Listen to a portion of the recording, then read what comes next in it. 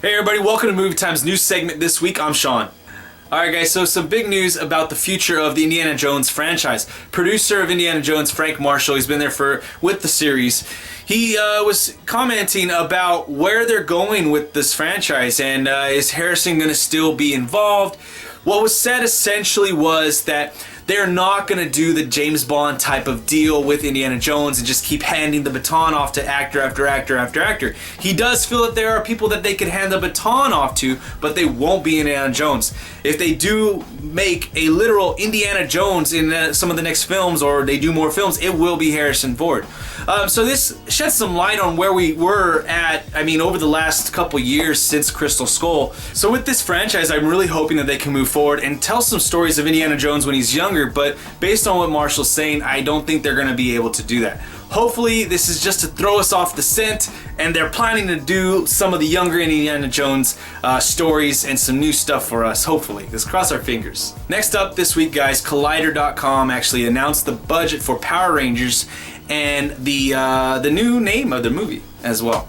Also, throughout the last, I think it's been the last couple weeks now, they've been announcing the cast. It's a bunch of young actors I've never really heard of, to be honest with you. Let's start with the budget. First off, the budget's gonna be about $35 million. Now that sounds just about right. It sounds like a good number for them to really put their mind to it and really be creative with how they're gonna create this film. They don't have to use too many crazy CGI type animations. I think that if they do this with that budget in mind and look at movies like Deadpool. Deadpool's budget is around 30 or 40 million, I think it was. And then you have movies like the movie Dredd with Carl Urban. That budget wasn't that big either.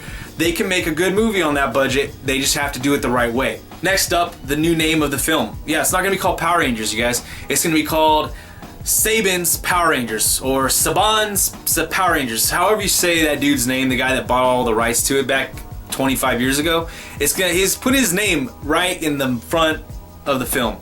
I don't like this one bit whatsoever. I think that this is not a good thing for the film. It makes it sound like it's some kind of cheap straight to DVD type of thing. To me, it also shows you, it shows me at least, that this guy Saban is full of himself and he wants to keep himself in the limelight or keep it knowledgeable to everybody that he owns the Power Rangers, they're his baby. Well, the fact of the matter is that I don't care about that. I want that to be just Power Rangers. This puts this does like a dampening kind of effect to my idea of what they are now. Like before in the TV show, it's Mighty Morphin Power Rangers, and they always have his name all over the place, in the credits in the front and in the back. And it's like, dude, just like back off a little bit. Let the show be the show.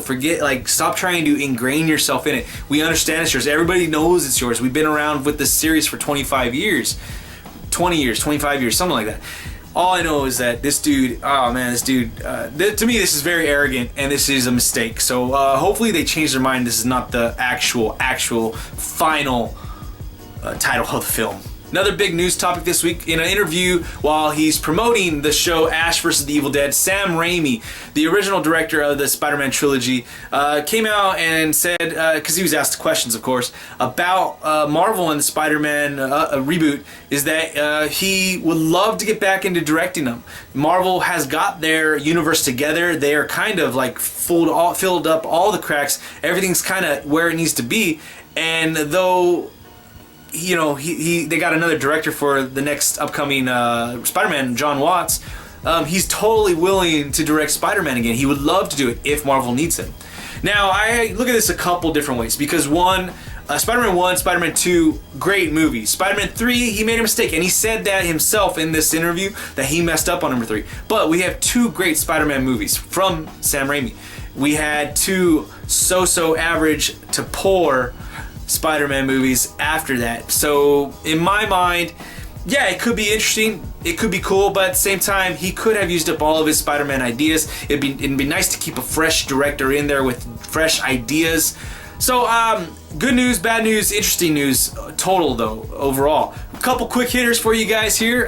Guillermo del Toro, director of Pacific Rim, announced that he has submitted the script and the budget for Pacific Rim 2. This is great news. He hasn't heard back from them though, but if he hears anything from them, he will let us know through Twitter. This is where he put this out on. Also, another quick hitter, John Wick, great movie, loved it. Didn't know about it until about a month before it was coming out in theaters, but I loved it. John Wick 2, it's been talked about a long time. They've announced the villain. It actually starts filming this week.